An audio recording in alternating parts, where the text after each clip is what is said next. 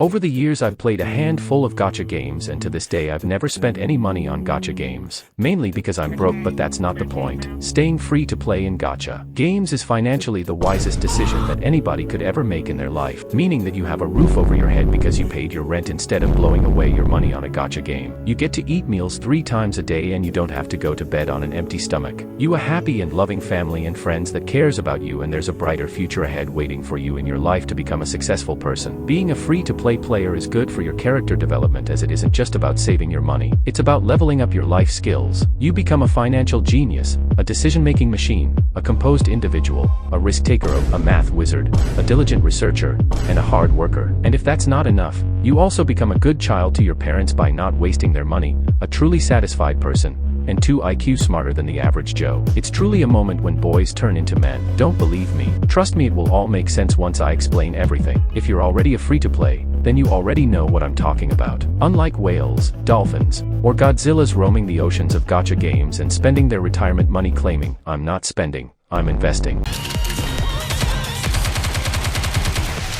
While might be true, but doesn't change the fact that you just spent your entire life savings on a computer pixel because you fell victim to the almighty Lord RNG, and you have a chronic depression because of it. I am having a very bad day. I am in no mood. This, today, is one of the worst days that I've had in a long time. But who can blame them? Computer pixels do be looking elegant and charming, if I must say so myself.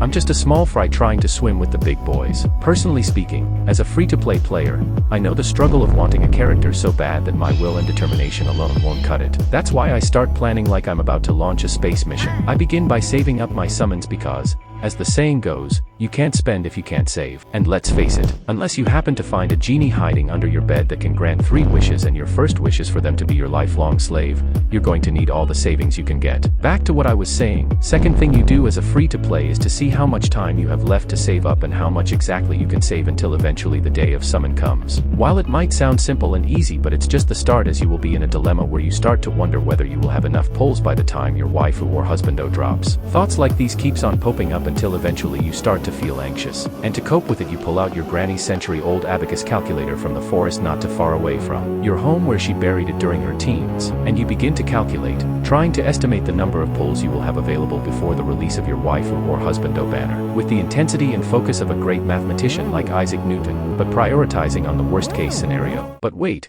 how do you even know when your waifu husbando with the perfect thighs and bulging muscles drops, you might ask? As a free-to-play player, you gotta do some serious detective work, dig through forums, scour the internet, and pray to Arengasus for some juicy leaks which are often faker than my non-existent ex's apologies. That's not all. Being a free-to-play player in gacha games is like being in an all-out war with yourself. You gotta fight the urge to blow your summons on some random banner when your waifu husbando's banner is just around the corner.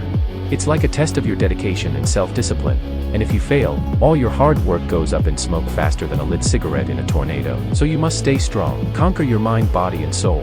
You've come this far, hang in there just a bit longer, victory is within your grasp. Finally, the day has arrived, the day that you've been waiting for, the day when your waifu husbando banner drops. You've been counting down the seconds, minutes, hours, days, weeks, months, and even years for this moment. You've saved up your summons like your life depended on it, fought against many life-threatening battles, and you think about all the things you've experienced: fear, anger, pain, sorrow, anxiety, which have made you go above and beyond the limits of human potential and have transcended into a higher state of existence. And now, you hit that summon button, and with every flicker of light, your heart races faster and faster. Your palms are sweaty, knees weak, arms are heavy, but you hold on to that hope, that dream, that wish. And then, it happens. The character that you've been longing for, the one that has been haunting your dreams and filling your heart with desire, appears before your very eyes. You scream, you shout, you jump out of your seat and do a victory dance. You've done it. You've achieved the impossible. You've become a legend.